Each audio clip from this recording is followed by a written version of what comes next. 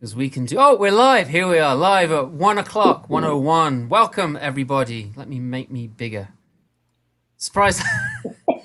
So, Charlotte was very embarrassed. Well, not embarrassed. Charlotte was fine about being in the kitchen, but she saw all our wonderful backgrounds.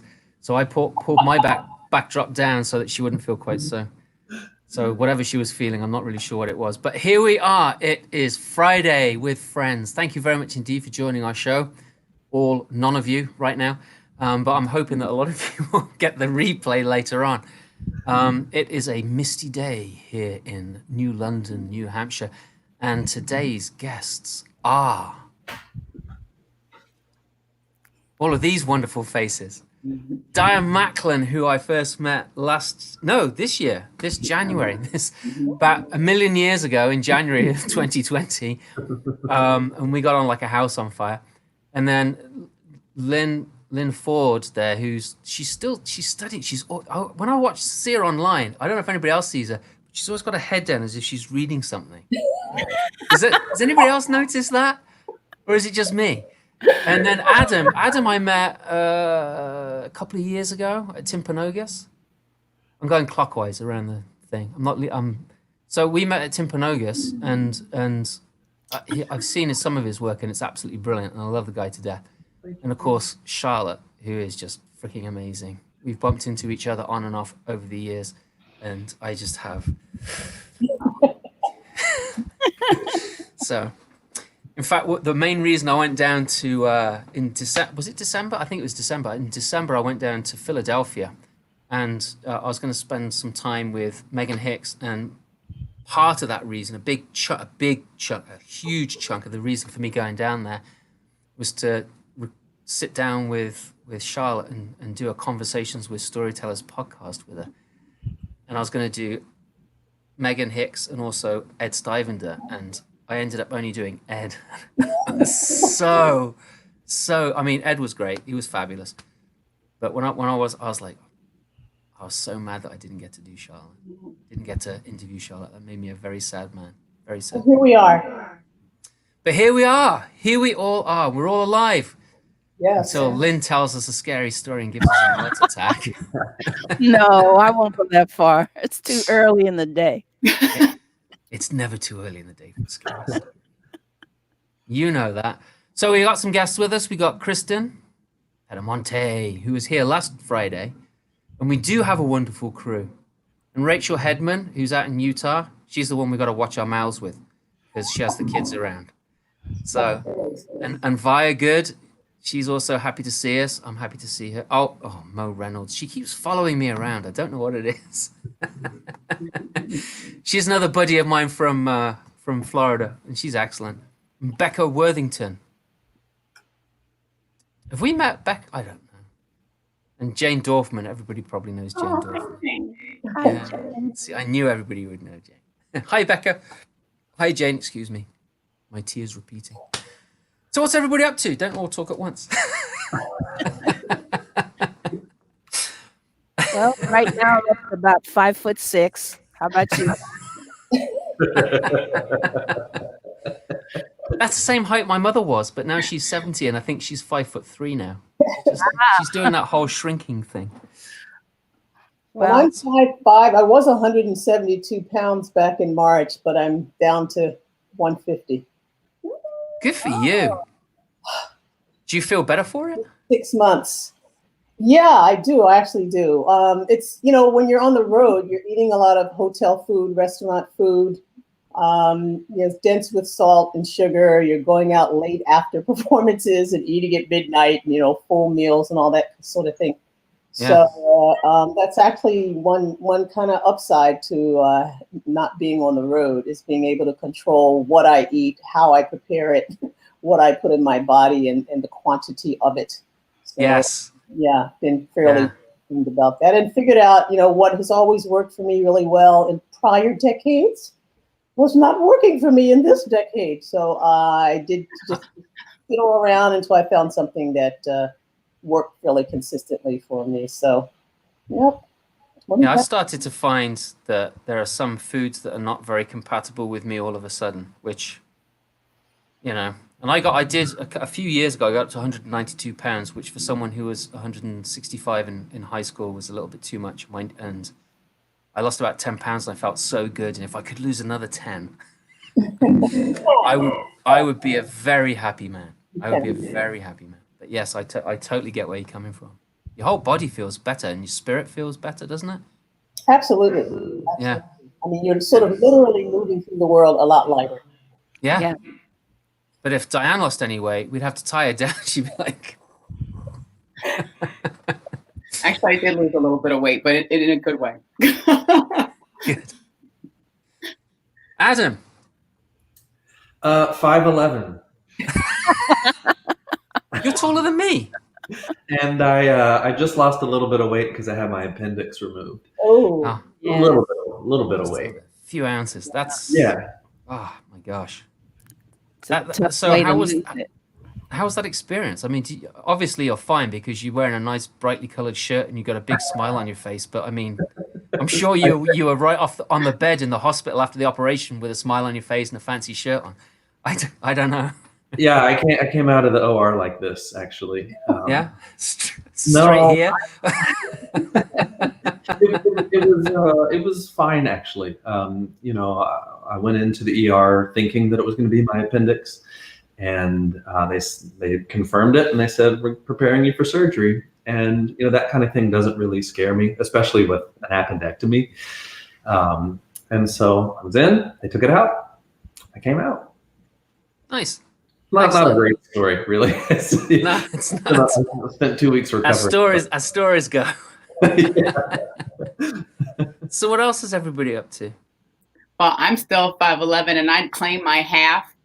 So I'm 5'11" and a half. Good for you. I stretched to try to maintain that little half I had because I never made it to 6 feet. But what I have loved is being able to exercise more. And right now I am in a walking challenge for this whole month. And I've been mainly getting 30,000 steps a day. And y'all, that is 15 miles a day at least. And it's been quite tremendous. Good for you. I bet. That's got to feel good too. That's amazing. 15 miles a day. Yeah. In the beginning, I was like, well, if I don't hit 30, and then I started to get a little competitive. And so then I was like, no, I want 30 a day. Yeah. And sometimes it's 11:50. I'm going like this. So are you walking in on the spot then? What are you doing? So that I'm running in place, which is really hard. The body prefers to move when you're walking or running. So when you walk or run in place, the body is like, really? And I'm like, please. Yeah, it probably feels like you're not getting anywhere. Oh, no, I definitely. Funny that. It's amazing how, think about it. It's like doing step, like when people used to do step for aerobics. It's kind of the same thing, but a little more intense, which is why I listen to books on CD, audiobooks while I'm doing it. Oh. So you're working on your mind too at the same time. Mind and body. Yeah. That's funny. So it's kind of like you've got your own gym set up there, except it's just running on the spot. So are you on the first floor or are you are the people below you? I mean, are there people that are listening to thud, thud, thud, thud, thud? Oh, I wouldn't put them through it, but there have been times that I would consider it.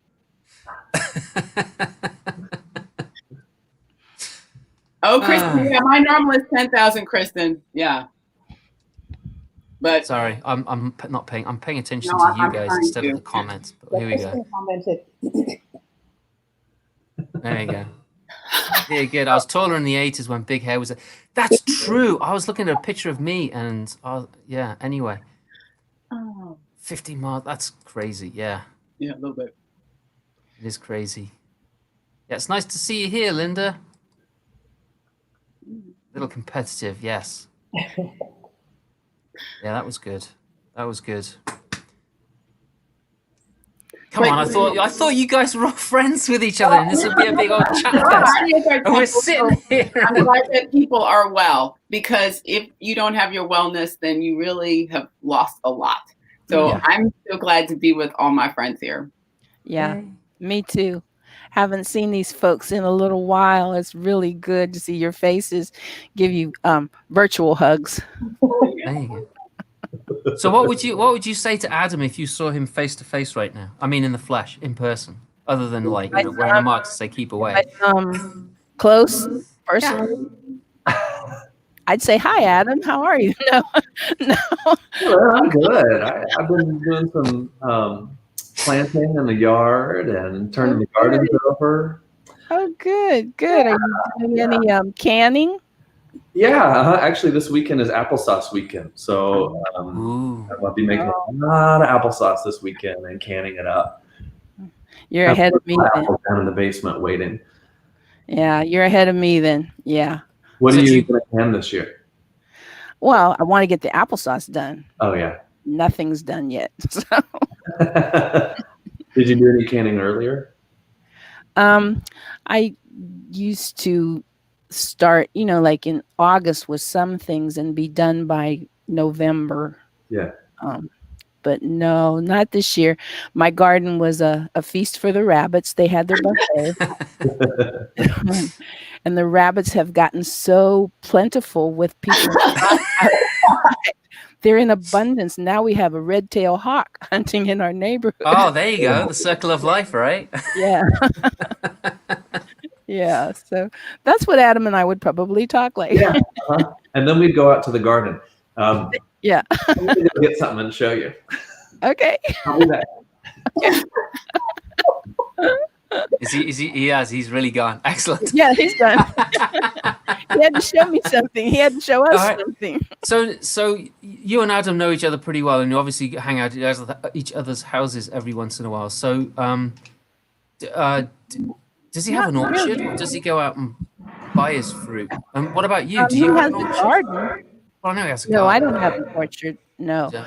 I have neighbors who grow tomatoes, but not this year. So I usually have fried green tomatoes that we don't have them this time. And we don't have the tomatoes this year either. So yeah, this has all been a bit different. I was at home and could can and haven't done anything. So what do you have, Adam? Yeah, show us. I have to get out of the way to show it to you. It's Okay. Oh, look at that bird. Oh my Look at this beautiful color here. goodness. That's huge. That's I beautiful. wish, see, this is the virtual garden tour. What else are you going to bring in? I wish you could see it in real life because the color is so vibrant. It's like fuchsia. Wow. It looks almost maroon on the screen. Yeah, it does. It Yeah, my does. lighting's not great in here because it's all sun right over there. But Mhm. Stop bragging. Oh boy. there's my little show and tell. So you Impressive. need to get one of those little tiny maca monkeys to hold it and fan you Yeah. with it. Like in the Jungle Book, in the cartoon. That's great. That is huge. That is like massive. I don't think I've ever seen a rhubarb stem rhubarb. stalk that long. That's not rhubarb. It's Wishar. That's why I've never seen rhubarb that big.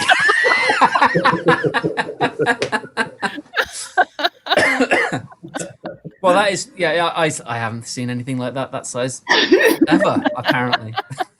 I really just wanted to show you the color. Yeah, I do like arugula. I really do. No, Kristen, I discovered that it is not rhubarb. I was set straight. It is arugula. It's Swiss chard. Sorry. I'm just messing with us. Oh, Donna's here as well. Hey, Donna, how's it going? Yay. Hey, Donna.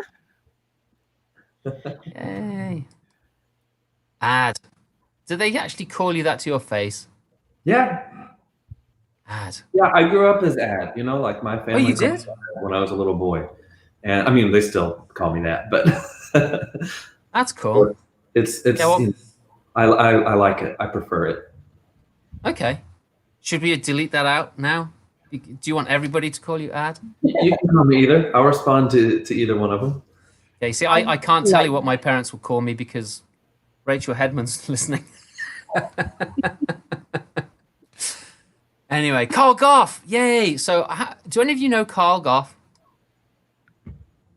Hi, Carl. I'll take that as a big no. So Carl Goff, he hasn't been, well, I say he hasn't been telling stories for a while, but he's when he first started telling stories, he put a video up on YouTube of him doing in one take a story, and it was about a 15-minute story, and it was absolutely brilliant. And he's in Swansea, and is a remarkable storyteller, and also a really good human being as well. He's also taller than me. But yeah, no, it was no, you did. You saying laughing out loud? I would doubt it. Yeah, you did it in one take because that's what impressed me.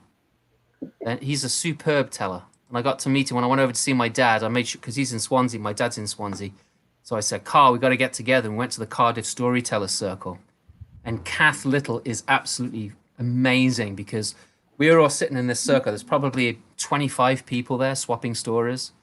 Everyone told a story, and in this circle, and it was really good. And one of the things I really liked about it was that, excuse me, there were 2 personal tales, and the rest of it was all folk and fairy tales, myths and legends. And I was just like, oh, this is so good. And then Kath, at the end, she went round every single person and said, I liked this bit about your story, to every single person that had told. And that there was, I think there was one person that she had to think about what story was it that this person was telling, but then she got it. And it was, she was incredible, absolutely incredible. So if you're ever over in Wales, yeah, Carl says that Kath holds space so beautifully. Yeah, if you ever get over to South Wales, which you can't right now because the whole of Wales is in lockdown. But yeah, get yourselves over to Cardiff and sit in with them because it's a remarkable group of people and the storytelling is phenomenal. Charlotte. Yes. Love your kitchen. Tell us about your kitchen. It's a kitchen. It has cabinets and a refrigerator. A refrigerator? Magnets all over it. Wow. Hang on. Let's look at that fridge again. Wow. Some of them used to have batteries and they were active, and so the kids in the family would come and there's a little piano that eventually I took the battery out. That was driving me nuts, but it would play, play a little ragtime tune. It's got hot dogs and cookies. I used to have this big family gathering on Labor Day weekend, and sometimes I was out on my deck in October, and I'd find magnets out there that the kids had put out on the deck. But anywhere I'd been where the airport was large enough to have a gift shop, I've been in some where you had to go in and ring the bell so someone would come and there was flying that day on a little mosquito hopper. But I would get a little magnet, and that's the way it started, and it just got completely out of control. So I've got magnets from practically every state in the union, cities, overseas as well as the gag stuff that the children's children now play with. But so yes, this is it. This is. Can we see one up close? Can you what? Can we see one up close? Maybe your favorite. Pluck one off the fridge. Pluck your favorite one off the fridge. Let's have a look. I don't know if I have a favorite. I know, because that would be showing favoritism, Oh, wouldn't it? Adam. Oh, Adam. Yeah. I have one here. I mean, they're from all over the place. I have a friend from West Virginia, and a friend's husband. I didn't know her husband was from West Virginia. So I know we're trying to be nice today, but he saw this on my refrigerator, and he went absolutely nuts. Okay, you're from West Virginia if your dad walks you to school because you're in the same grade. You're from West Virginia if you have a brother named Bubba Jr. or Jim Bob. So it's a bunch of those little minor insults on here. I like the West Virginia part. Say what? Yeah, that's it. That's it. When I was That's nice. in Cape Town. So that's from South Africa. Maine. Of course. It should be a lobster, really, not a crab. But I know, but there's a lot of stuff on here. It would take a long time. yeah, I was in a punk band once that was called Madhya Mia Kaman. Oh. I was in a punk band once, and one of our songs was "I've Got Crabs." Oh boy. Yeah, I know, right? I didn't write it. I'll just tell you that now. But the band, the band was called IQ Zero, which I thought was a great name for a punk rock band. I was going to ask, was it based in reality? But No, it was, yeah. What is that, Adam? I got some magnets to show you from my fridge. Oh, okay. These are little wooden ladybugs. Oh. And these were on my granny's fridge when I was and she would keep her lottery tickets under them. Oh, really? Nice. I And like would that. play with them on the fridge, and now I have them. Oh, the hot dog with It's a mustard. mini dog. It's Well, not. I go and get one of the fridge magnets off my refrigerator, except it's all the way upstairs, and I just don't trust you guys alone on your own together. But this is actually, I had no idea this refrigerator would still be running now. I brought it from my other house 22 years ago. Wow. It was already 5 years old when I brought it from the other house. Oh, wow. It is not stainless steel, or I wouldn't be able to stick, stuff on it. So it's still running. So we'll see how much longer how much more of a life it has in it. But yeah, Just keep it going. That's amazing. good. Yeah. Nothing lasts that long these days. nothing. I had a GE, I think it was GE toaster oven that was a wedding gift in 1972 that just conked out on me 4 years ago. And Wow. I bought another one. I won't say the brand name, but after like a year, the toaster wouldn't open anymore. No, come on, share it. Share the name. What is it? We have to shame these people. It starts, the first word is a B and it has an ampersand in the middle and a D. Black and Decker? You said it. I did. I did. Because, I was wondering that because we had a little Black and Decker toaster oven and the same thing happened. So, folks, if you're out there, don't buy Black and Decker toaster ovens.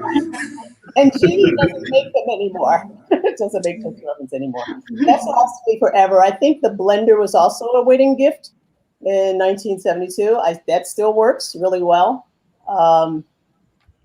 So a lot of the appliances that I have, I've been using forever. That's great. That's wonderful. My blender, it hums. Literally, it doesn't run. It just goes. I haven't thrown it out yet, but yeah, we can't use it. Well, my blender cord bleeds. It's been bleeding for 40, 50, almost 50. This green liquid substance out of the plug, and even the electricians don't know what that is. Like I've looked at like, what is this ooze? So I dab it and. Oh my God! It doesn't. Maybe there's something. How it works. Maybe there's something copper in it, and There has to be something copper in there. Yeah, it has to be, doesn't it? But Is what it like when you squish a caterpillar? Is that what it's? Is it like that color? It is that. I'm sorry, people. It is that color. It is. It has caterpillars in it. Caterpillar green. Like it was. Yeah, caterpillars in the plug. I didn't dig through the prongs to see that, but yeah, that's its distinctive characteristic. I don't have any other appliance ever, or any cord or anything that bleeds green. But this one, over the last almost 50 years, continues to bleed green. It's almost old enough to have primordial ooze. But still works fine. Well, that's good. So, Lyn, I was thinking that maybe you could use it if you meditate. You could use it as like an machine. The ohms. You can sit there. I'm going to turn it on. It's supposed to make something for me, a smoothie or something.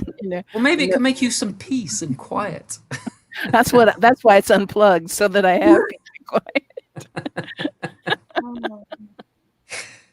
Oh dear. Well, does anybody want to share a story? Let's change this up a little bit. We've talked about appliances enough, I think. Unless anybody else, Diane, have you got an appliance? No. That's your story. How about a story? That's it. I like that response.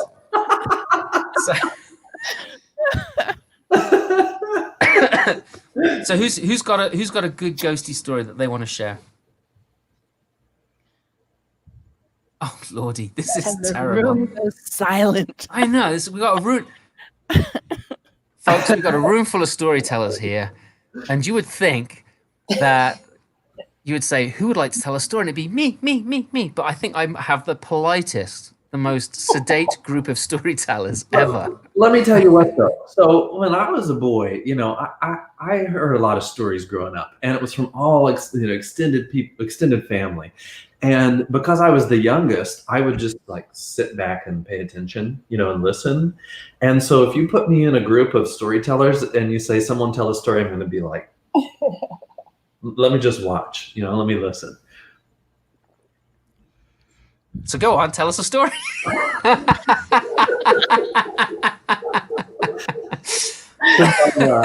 Spotlighted there, huh? Yeah, you did. You jumped right in there. So we're going to watch you tell. Oh, hang on. I got to uncover Diane's face because she's got such a great face. You can't not see it. There it is. There we go. Get rid of my little guy. So come on, Adam, tell us a story. Bring a very short, spooky story. And I like to think of myself more as like an opera singer than like a leader singer, like I don't often tell very, very short stories. But I did hear someone else tell one once, and I'm going to retell that story to you. And I heard Antonio Hosha tell this story around a table, and he said, this is the shortest spooky story I've ever heard. And he told it in 2 sentences, which means it'll take me like 7 to tell it. But it went something like this. There was a boy playing upstairs in his room, and he heard his mother call from downstairs, honey, come down here, I have something for you. And he set down his toy and took off running down the hallway towards the staircase. And as he ran past his mother's bedroom, hands reached out and grabbed him and pulled him in. It was his mother. And she held him close and she said, shh, don't say anything. I heard that voice too. Oh. So that is a good like one.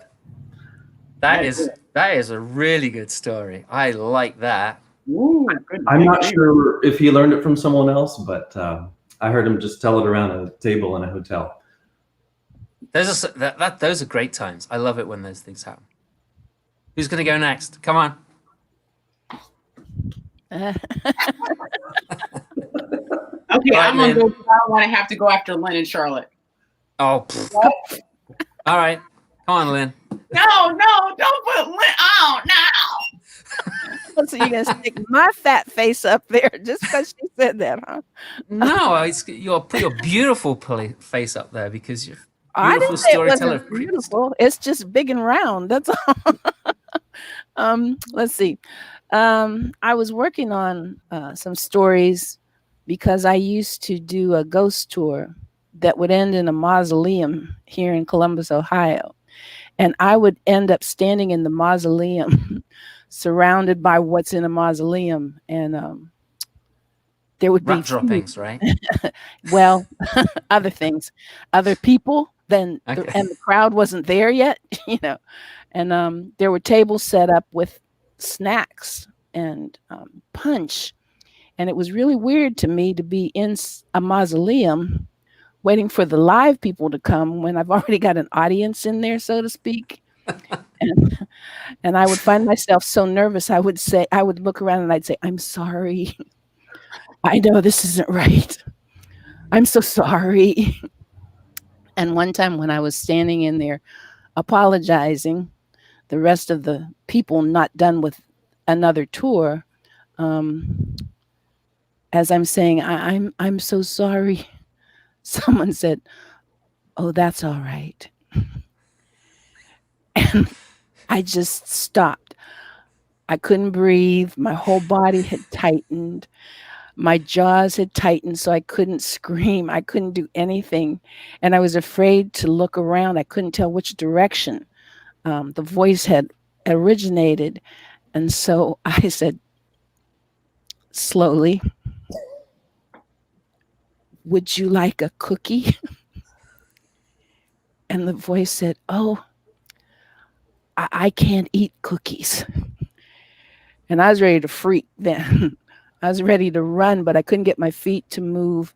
And finally, I turned my head a little bit to the left, and there was an older woman sitting in a chair all the way at the back of the space. And she said, I got tired of walking. And I thank you for the offer of a cookie. I can't eat cookies. These aren't my good teeth. And then I felt more relieved, you know. And I said, well, you could come sit up front. And she said, no. I thought she said, that's for the live people. And I was done. I was done. And I just looked at her and I said, excuse me, finally. And she said, the live people. Well, I finally realized after about the third or fourth time she said it, that with her not good teeth in, she was saying the lively people. Live people. So I looked on the plates and I brought her some softer cookies and something to drink, something warm to drink, warm apple cider. And when I tried to hand her the cider, she said, no, honey, that'll give me the runs.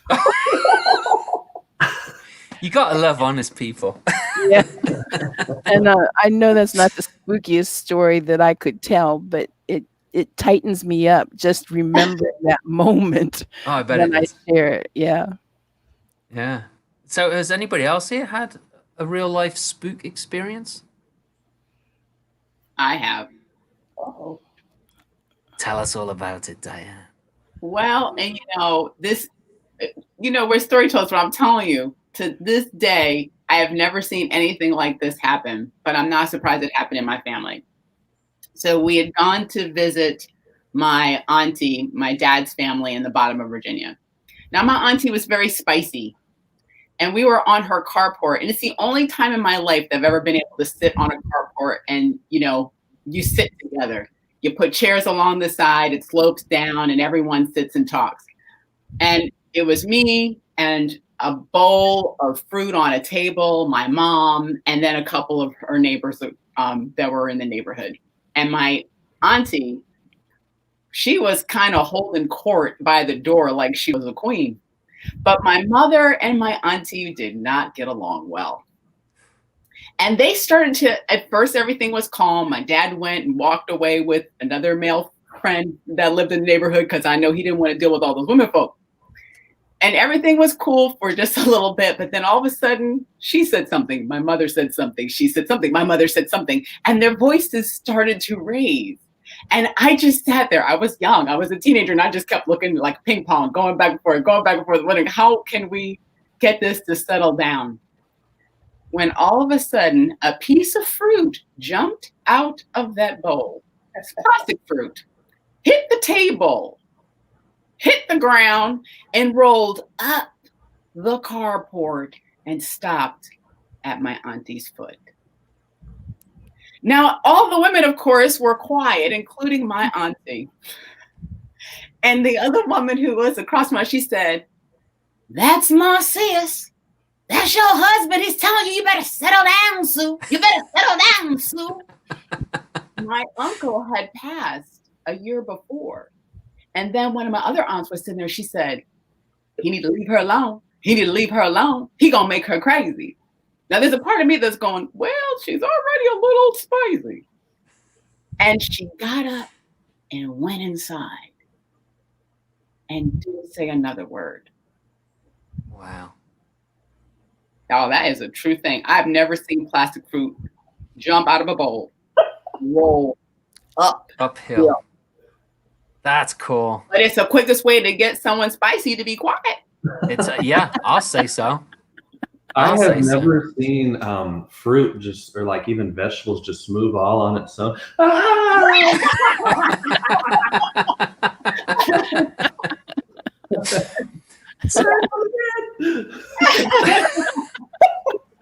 Wow, Adam, that scared me there for a minute.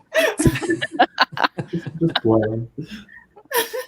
So I was doing some work up in Berlin in New Hampshire, and it's a big mill town. What used to be, they closed all the mills down.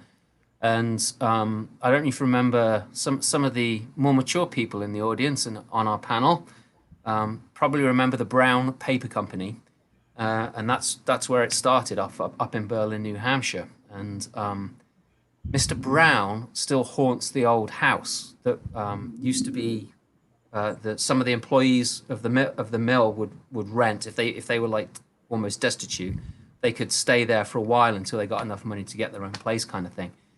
And he would undo light bulbs, take them out of lights when they were on, and he would take lampshades off and move them around the room. People would see this. This is stuff I've been told. I haven't seen it myself. When I was there, they were redecorating, and so his painting was off the wall and facing against a wall in a corridor so that it didn't get damaged. But every morning they came back, it would be facing out again. But my own personal experience with I've had a couple of them, but one of them that I had was I was a long time ago.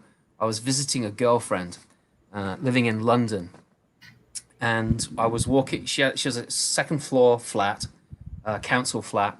So you go in the door downstairs, you go straight upstairs, and that's their apartment, right?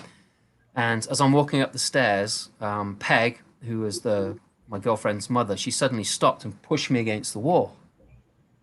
And I felt this cold breeze go by us both. And then she said, okay, and we started, I was like, that's just weird. So I asked this girl that I was dating, like, what was that? And she said, oh, that was probably our grandmother going down the stairs. I was like, oh, okay. So it happens often, does it? She says, yeah, every once in a while. She said, yeah, it does. But, I was the kind of creepy kid that, I used to freak my mother out because when we go to all these old Saxon churches that were built hundreds and hundreds and hundreds of years ago, if not thousands of years ago. And I would go into the graveyards and I would find a grave that was the right size for me, and I'd lay down in it and say, Mom, this fits me, which would totally freak her out. I don't know what that says about me. I don't know, but it's one of those things. Hey, I have to think about that one. Yes. The question is, do you still do that? Yeah. I'm going to stay silent on that one. I haven't done in a long time. Let me put it that way. Not the first funeral that I can remember going to, and that might sound funny, but I had one of those families that would go to anybody's funeral, and my mother might be playing the piano and Daddy might be singing bass in the choir for it, but I would be sitting with my grandma, and I probably had been to some before that, but I see Miss Brown is at the front. It's her funeral. And so while everybody is silent and some are sniffing, I asked, Grandma, why'd they put Miss Brown in the jewelry box? And that started a whole situation. Right?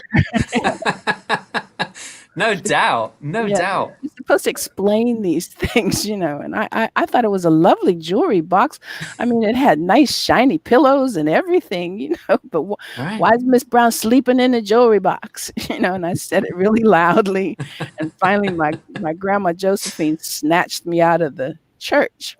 And I said, we're not going to church. She said, no, I got to take you home. And I said, why? She said, to save your life. No way. Yeah. No way. Miss Brown was a really, really round, robust, and beautiful woman, shall we say.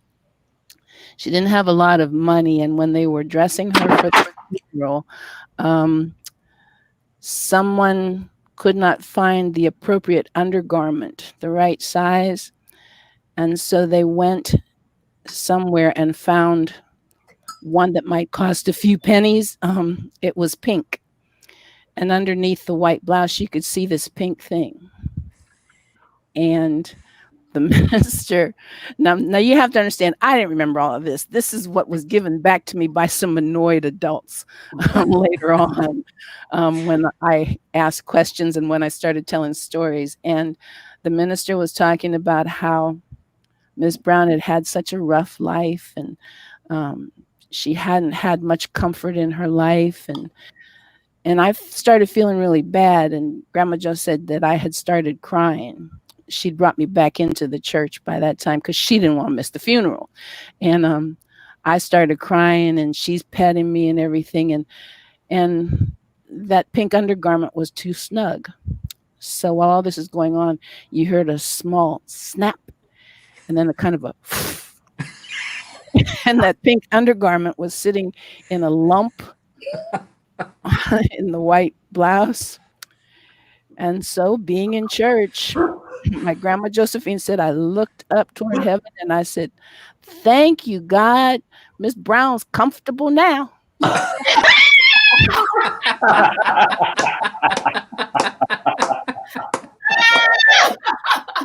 And I got snatched. And I got snatched back out of church. We didn't go back into the funeral. We did go home. Oh, that's excellent. That's excellent. Charlotte, you got to follow that. Actually, I'm just thinking of Lyn's story about eating Jesus's dinner, but she's taking the express elevator to hell. I just want you to know. But I actually grew up right next door to a funeral home in South Philadelphia. And my mother often would go over there to play for some of those funerals, but we lived in a row houses, so the walls were kind of thin. So in the mid 60s, when my brother was forming bands and we were rehearsing in our house, we hear this knock on the wall because they were hearing this music coming into the solemn funeral service at the funeral home. We had an interesting relationship with the Emerys, and their daughter was my very best friend. And there were actually times when she was looking for items, and she had to go into the morgue to get them, where there'd be a body on the table. So I would let her go. I would stand at the door so I could make my escape if the person on the table moved. But the experience that as I'm listening to your stories, I'm reminded of one of the trips that I took to Senegal. And to give you a little context, it was under the auspices of a program that went on here in Philly for about 26, 27 years. And it was a program that grew out of increasing concern for the increasing tensions between the African American and Jewish communities around the country and in Philadelphia. I think it was around the time when Jesse Jackson made his second run for president. And there was some not so kind words exchanged between him and Ed Koch, who was mayor in New York at that time. But the idea came that we would identify students in the Philadelphia community from the African American and Jewish communities who had demonstrated some leadership in their schools, in their communities, in their synagogues, in their churches, in their mosques, whatever. And that these would be Philadelphia's potential future leaders. And we would bring them together and immerse them in a cultural experience. And then, so they would at least begin to understand some of the similarities, understand their histories and their cultures, so that we not necessarily come back lovey smoochy, but we understand enough about one another that we can sit down at a table together and deal with issues that impact both communities. So students applied in their 11th grade year. It was an application process, an interview process. And during those years, this was 88, 89, when I chaperoned those 2 years. It's a group leader, but I participated in the program on the board for a number of years. But they traveled to, we selected 6 African-American, 6 Jewish, 6 female, 6 males students. So we traveled the summer after their 11th grade year. We traveled to Senegal, Gambia, and West Africa with an immersion in the culture there, including a trip to Gorée Island, where the slave castle is. And then to Israel, where they also got the opportunity to go into the Holocaust Museum at Yad Vashem in Jerusalem. And then we spent some time in New York and went down south and met with people who were actively involved in the civil rights movement. So we had orientations before we went to Senegal. We learned some basic greetings. And you greet someone in their own language, so many doors open up. And we traveled during the course of our time in Senegal down to the southern portion of Senegal, which is more lush. Dakar is a big city. So you actually have to go through the country of the Gambia to get back into the country that you just came out of. But we're in the Casamance area. And we're sitting around one evening at an encampment. There were several villages that got together and sponsored this encampment. So that's where we stayed. We had little lanterns to take into our rooms. We had mosquito netting, the whole thing, but we're listening to their stories. And this gentleman was recounting a story of a woman who was on her sick bed, who was a healer, and rose up from her sick bed. She was in her 80s to heal a rift between two families. And he talked about her dancing for several hours, and then she appeared on the other side of the river, and then she came back on this side of the river. And then after all of the dancing, she healed the rift. She went back to her bed, and she transitioned out of life. But that started a conversation about this whole idea of people having the ability to transcend, the metaphysical plane and appear on another side, and it's conversations about gree-grees. And a gree-gree is a mix of herbs and powders, etc., that you put into a pouch and you wear it, and it gives you certain protection or certain powers over something. We saw a guy in a marketplace at one point. He was selling gree-grees, and he had a knife. He had his own gree-gree for protection against metal, and he was hitting his arm with a knife, and it wasn't cutting the skin. And so this particular year, we had a young man who was Orthodox, I'll call him Bob. And so because of that, we altered our schedule. We didn't travel on Shabbat. We walked everywhere. We accommodated what Bob's needs were in terms of diet, all of that. Bob got really excited about this idea of gree-grees. So we're in the rural part of Senegal in the Casamance, and the other group leader and I didn't find this out until later, when the students told us later that night, that we just knew that a couple of them had disappeared, and we couldn't, where the heck did they go? So, oh, maybe they took a walk or whatever. So it turns out that Bob had a conversation with our driver, our van driver, and he was interested in where he might be able to get a gree-gree. So we were also told by the person who was kind of guiding us through this tour in Senegal that if this was something you were interested in, don't go to just anybody. You need to go to someone who's reputable. I can let you know whether this person is reputable or not. Anyway, all that went out the window for Bob. So the van driver takes Bob and another friend to this. They just drive down the road. Well, I don't even know. I don't remember how they got there. But Bob decided he needed, protection against his enemies or something. So anyway, they come back, and again, they're telling us this much later. We didn't know any of this happened. I just read in the riot act when he showed up. It was like, with the two of them, where the heck did you go? So anyway, we have dinner, and afterwards, the kids were sitting outside by the ocean. They were at a table. They were playing a game of checkers, and so it was Bob and an African American student. So John. So Bob and John are playing checkers. John jumps over Bob's man, gets a king, and then he starts to move his king all the way across the board. Bob says, "You can't do that." He said, "Yes, I can. It's flying kings." He said, "I never heard of that." He said, "No, if you get crowned, then your king can move more than 1 or 2 spaces. I never heard of that." So another African-American student approached the table, and so John says, "So-and-so, look, this is flying kings. Isn't that a legitimate rule?" She said, "Yeah, it is." Bob is getting more and more angry and more agitated. He kept saying, "No, it isn't. No, it isn't. I never heard of that rule before." So another African-American kid comes over and validates it. And he says, that must be a black thing then. It must be a black thing. And he jumps up from the table and he's screaming at the kids until a Jewish kid comes over and she says, "Yeah, that's the standard rule." And then finally, he was just in a rage. And this is a real mild-mannered kid. So finally, John said, "Man, that's that greedy. You need to take that thing off." And they walked him down to the ocean's edge, and he took it off, tossed it out into the water, and began to calm down. Wow.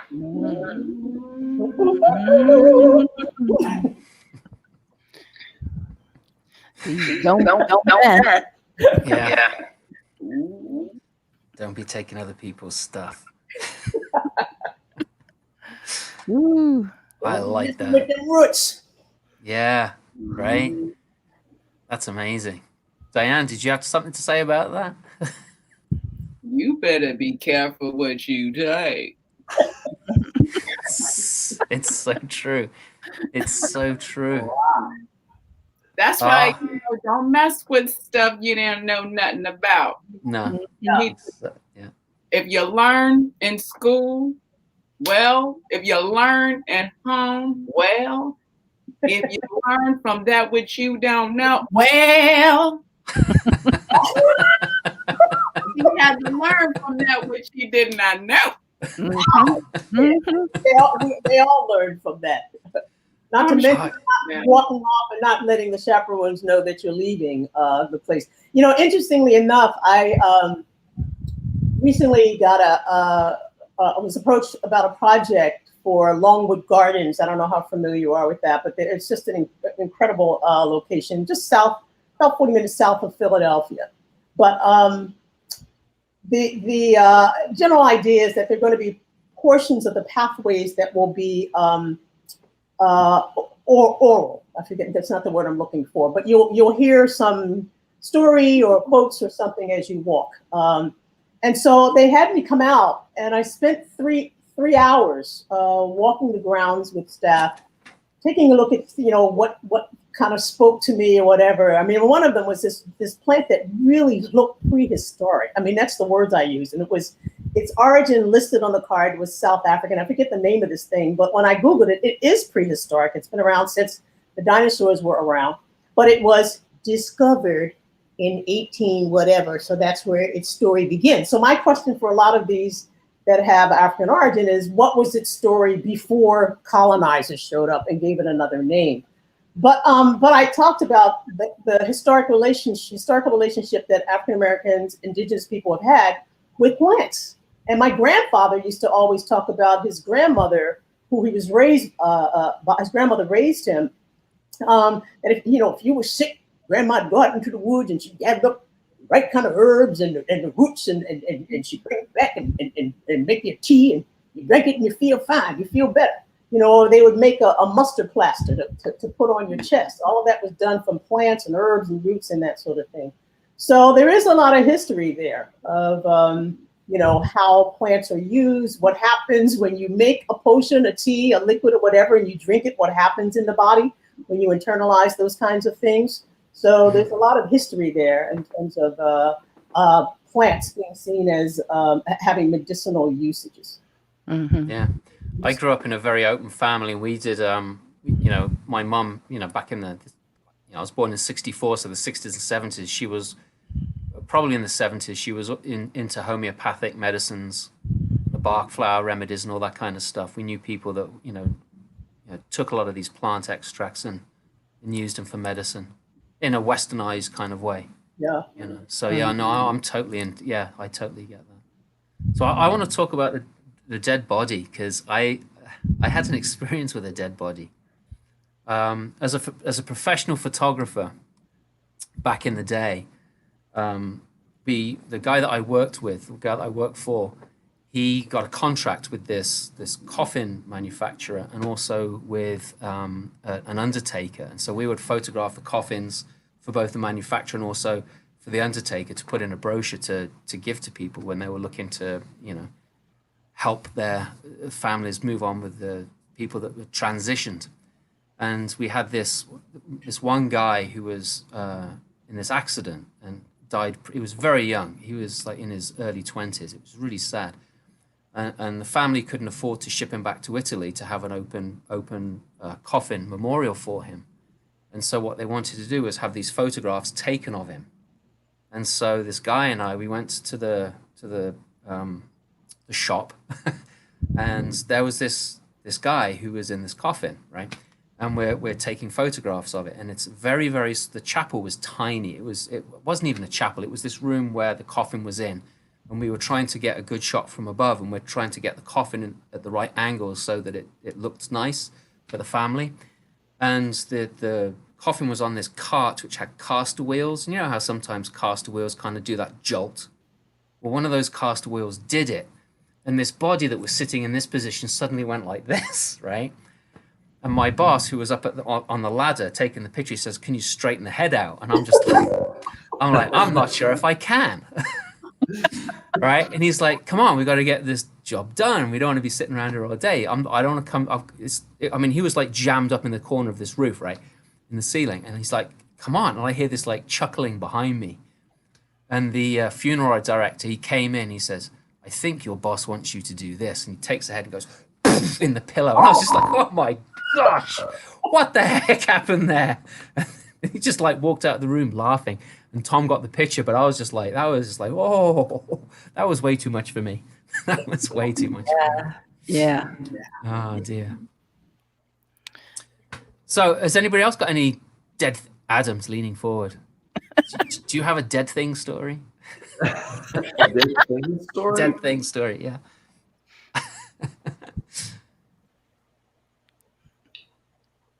Adam, have you ever seen a dead body? Have you ever seen a dead body? Yeah. Oh, yeah. Okay. Who are you talking to? I don't know. I know you tell stories about ghostly things.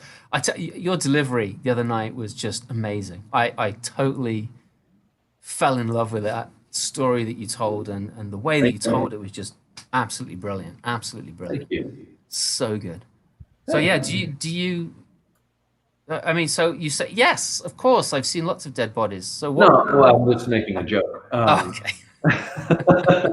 I've seen dead bodies at funerals.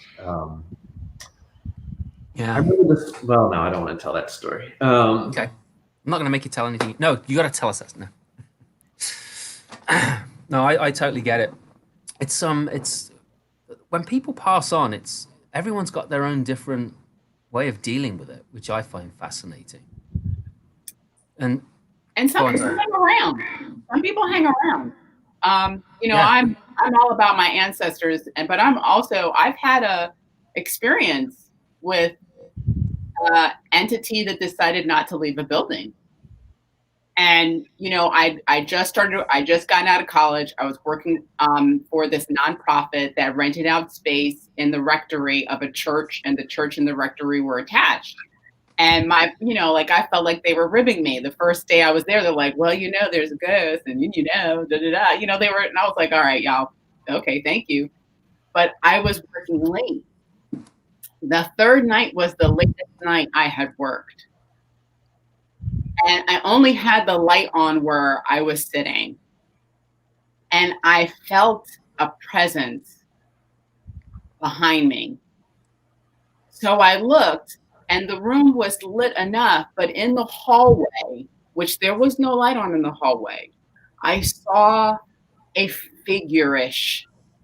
It was a color. It was a long type of lighted thing. I can't say it was a person. I didn't see a face. I didn't see clothes, but I saw this light, and I sensed worry. Now, I had never had an encounter like this. I was pretty young, but my feeling was, if there is an entity in a church, it just wants to make sure that everything is going to be okay. So I looked at it and I said, "I'm not stealing anything. I work here. I just work here now. I'm not stealing anything. I won't do any harm." And then I watched it just dissipate until there was just darkness in the hallway. Wow. Now, y'all, I ain't making this stuff up, y'all. That's Adam's job. Let me tell you what happened. Let me tell you what happened to me. Oh, good. Last month, Charlotte, this is what you missed. At Haunting in the Hills, this storytelling festival happened in person, but only to the extent that they filmed us. We went to a location in person, we were filmed, and then we went away, so that we weren't telling to a live audience. But we stayed in this little town called Rugby, Tennessee, which is a colony. It was an English colony founded by an author who actually never lived there. And it's a Victorian colony. And many of the buildings burnt down in the 1880s, not long after it opened. But several of the buildings remain. And the storyteller stayed in a house that's one of these original buildings. So 130 years old, 130 some years old. And there, you get there and they say, well, there's so-and-so is a ghost that resides in one of the rooms in this building. And so one night we are at a social distance telling stories about spooky things that are happening. And it gets kind of intense, right, down in the parlor. And after a few hours of this, everybody goes to bed. So I went to my room and I had an idea for something. So I'm like, I'm sitting in my bed because I didn't have any place to write. So I'm sitting in the bed and I'm just writing and writing and writing and writing. And it's very late, right? And all of a sudden, my window covering, it's like one of those, like in my elementary school, we had a map that you would pull down, you had to kind of pull it out and it would stay out, right? Okay, it was one of those types of curtain or blind covers. All of a sudden it just goes thumb like that, and it rolls up like that, around like this. And because we've been in that mode of talking about it, I was like, oh, like, what is going on? And I can see right out the window because it's right across, here's the bed, the foot of the bed, the window's right there.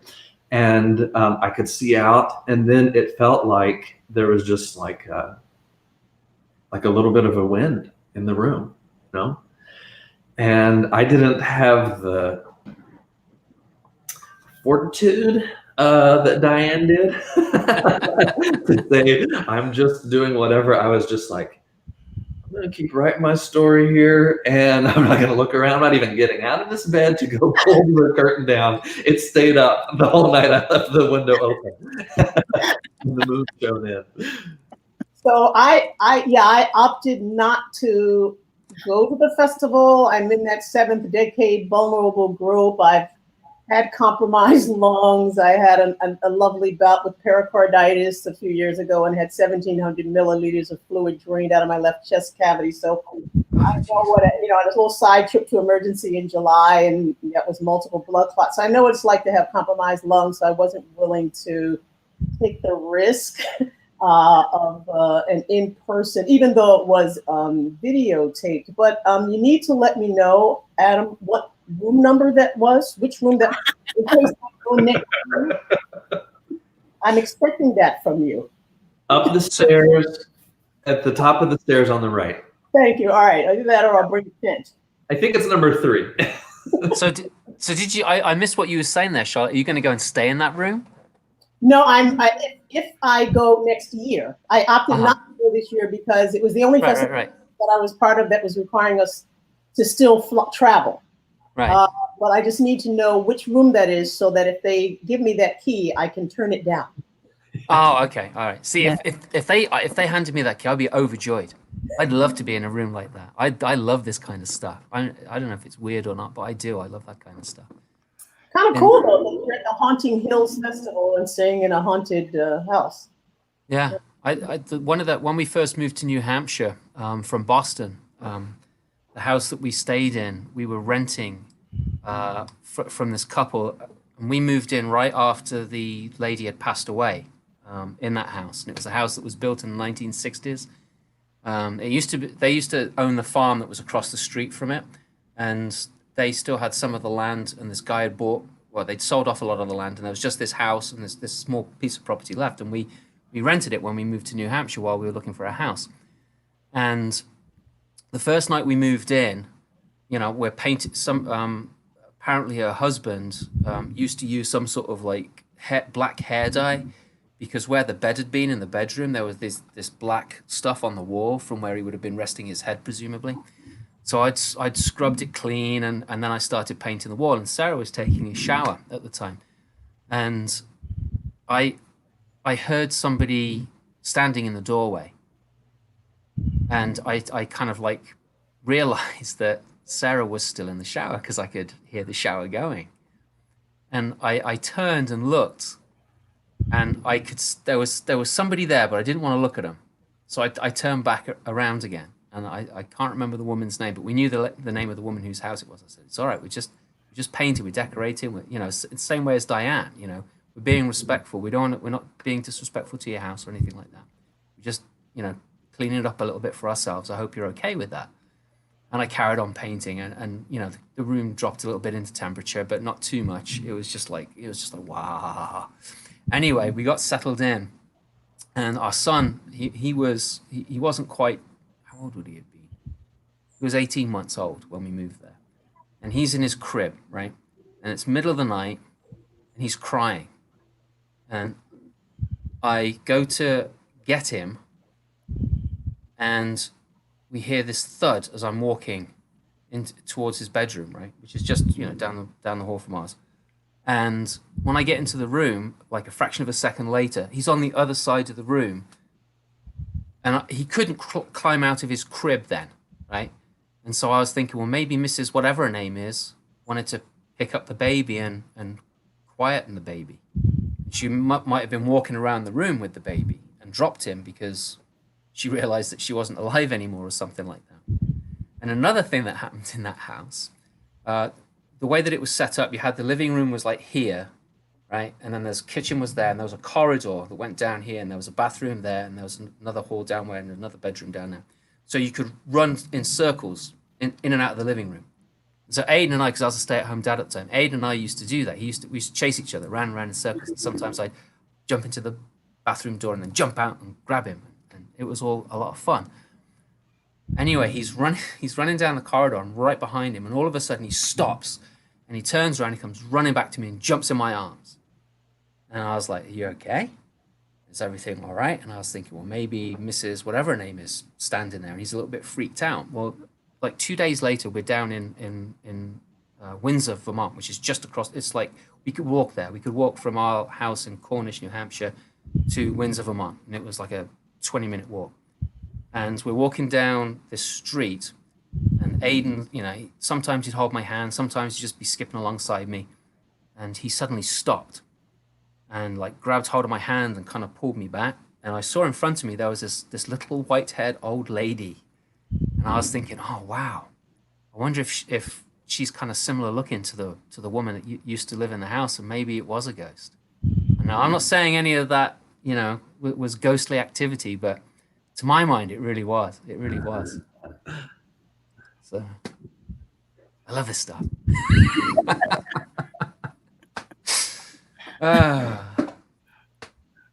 Does anybody else want to share anything else? I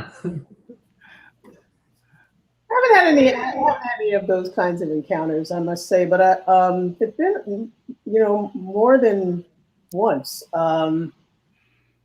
After I, you know, got off of the stage and finished a performance, I mean, a woman came up there. I think the first time it happened, we were in Cleveland, Ohio, and actually, I think it was the year that the National Black Storytelling Conference was there, but I had already had a booking in the city.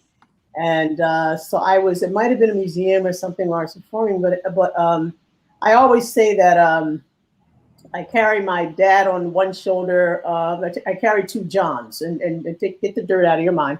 But my father, who was the one who planted the seeds for what I'm doing now, John, and then the other John is John Allen, the late John Allen Jr., who was co-founder and artistic director of Freedom Theater here in Philadelphia, one of the oldest Black theaters in the country, who really, I started going there at a time when it was a low point in my life, and that just lifted me back up and helped me to sort of reconnect with who I was. So I carry that John also on my shoulder, but I always, you know, have in my mind my grandparents, my great aunts, all of those who encouraged us, who sacrificed so that we didn't have to in the way that they did.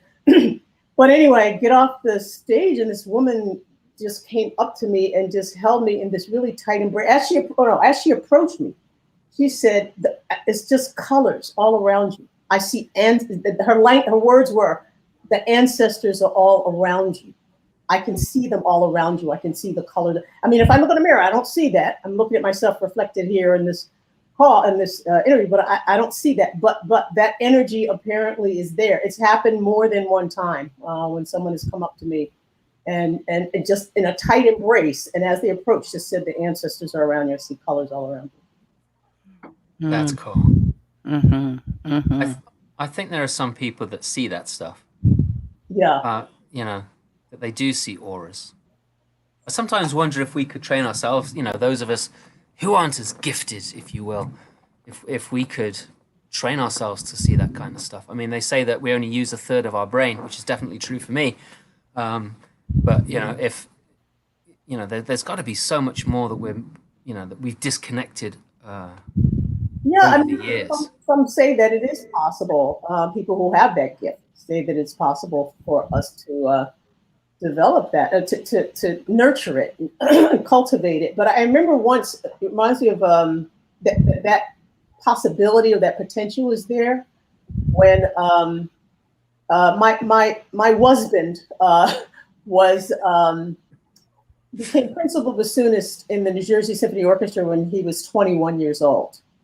So we lived in Newark at the time, and there was a young African-American cellist who came in to the orchestra maybe 2 years after my ex was in the orchestra. And he'd been in our house, spent time in our house. We went to all the summer places where the orchestra played together, spent a lot of time together. And at that time, this was in the 70s, the New Jersey Symphony Orchestra only had like a 37-week season. And then that was it. That was where the paycheck ended until the new season began. So musicians had to find other work in the off season. But I had a dream about, his name was August. I had a dream about August. And I dreamed, this was during the off season, I dreamed that he had died. And I was talking to one of the violinists in the orchestra at that time. And he said that they had just recently got the news. He was working in the off season in Germany. He was playing, but he was also working on a loading dock or something. And he went to step onto the freight elevator and it wasn't there. The door opened, but the elevator was not there. Oh my gosh. Fell about 15 feet, but he landed on his head. I think he was 33 years old. Oh my gosh. That's so sad. But I had, without knowing any of that, I didn't know whether he was, we were still in New Jersey, whether he was working in Jersey, whether he was working in the state. I had none of that knowledge, but I had that dream about it. And from that point on, anytime I had a dream with someone in it where something happens, I call them. Yes, please do. Maybe it means you need to be a little more careful or mindful of your surroundings or any of that. I said it could be absolutely nothing, but I just want you to know.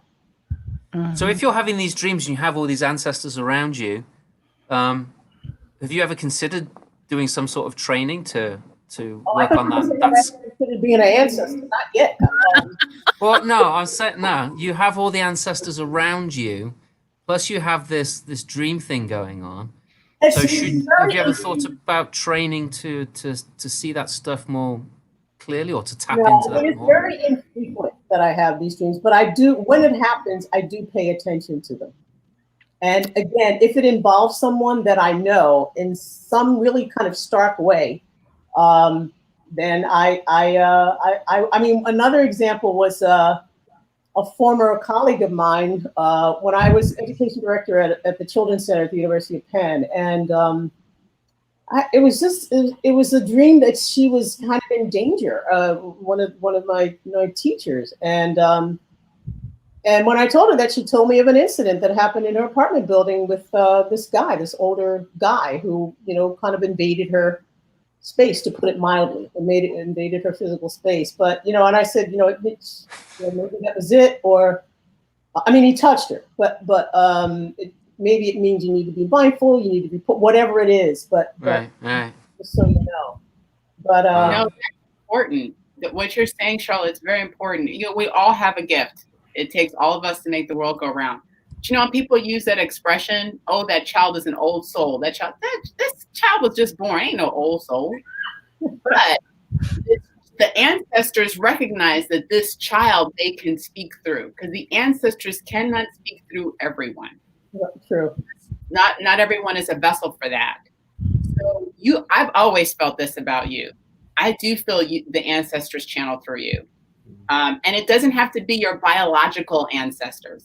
ancestors are those that connect to the energy of your existence. So that that energy she's seeing the energy that connects to you. You can be a vessel. So I agree. You get that feeling, especially by anybody on this show,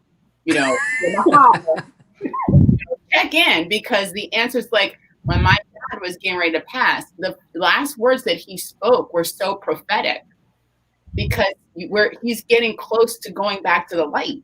And so he was able to channel, the answers were able to channel, because why would my grandfather not care? Why would all these people that were already answers not care? So they can use people to speak. So I'm a fan, like I believe in that whole what you see and what you can't see. It doesn't mean it doesn't exist. We're energy. Right. Yeah. Like a light bulb. We're watts of energy just coming off of us. So I definitely feel that about you. And I think that that's pretty cool, because the ancestors are going to be able to channel through someone open with a good heart. Thank you, my sister. Yeah, I mean, what I always say, I say it out loud often, that the stories come through me. They don't originate with me. I don't give myself the gift. It can be taken at any time. I just ask that I represent them well. And I come after. That's excellent. Yes, I mirror what. Yeah, I'm there.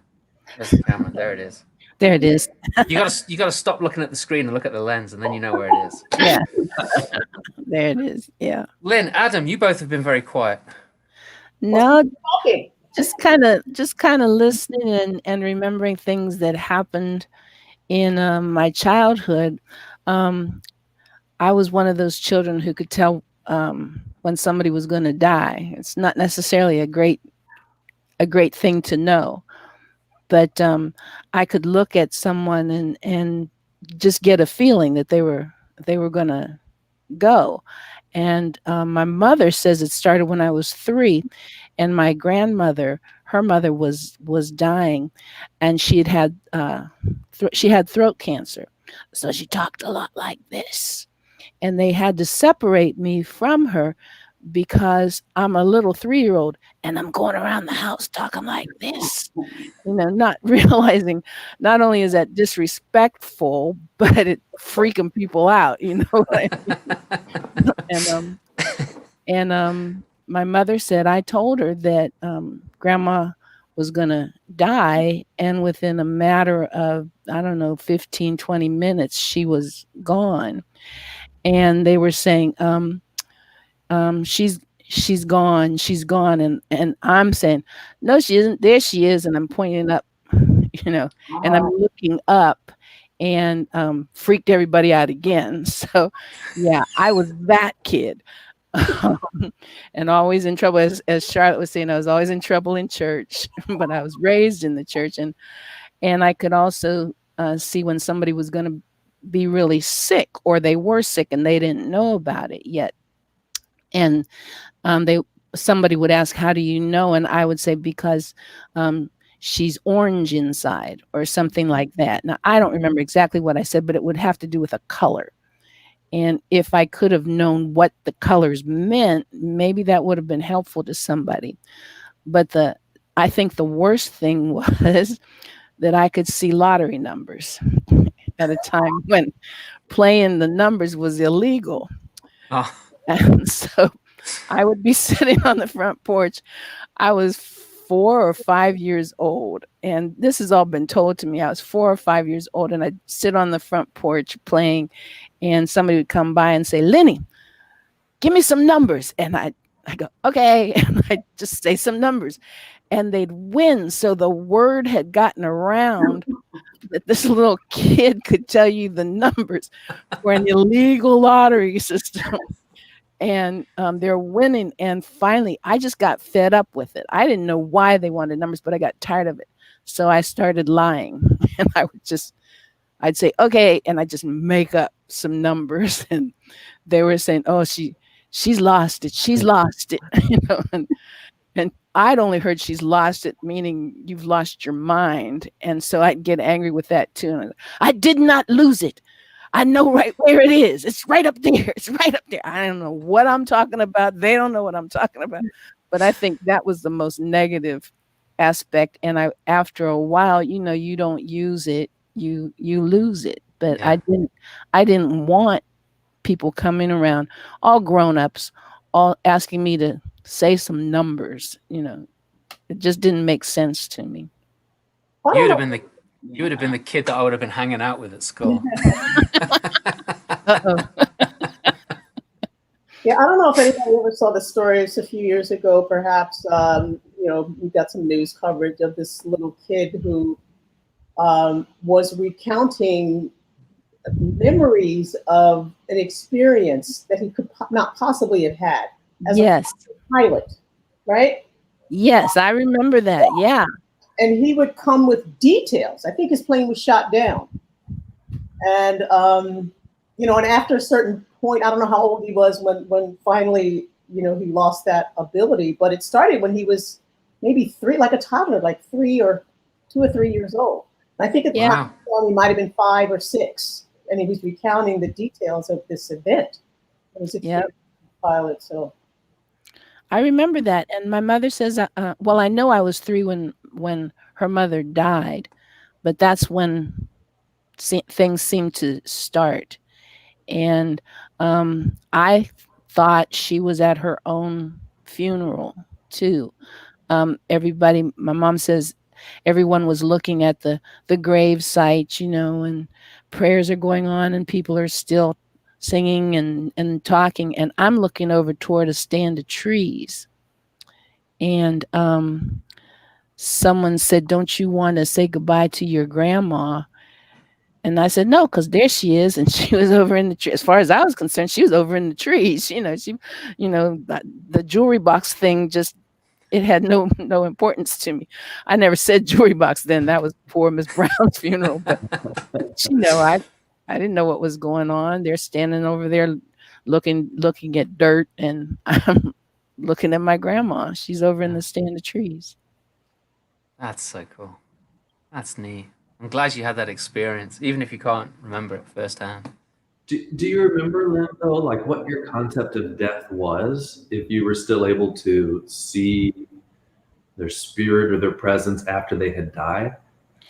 I just thought they weren't here. You know what I mean? There was no fear. I asked for scary stories. I wasn't afraid of them, but there was no fear of death. And for me, there still isn't.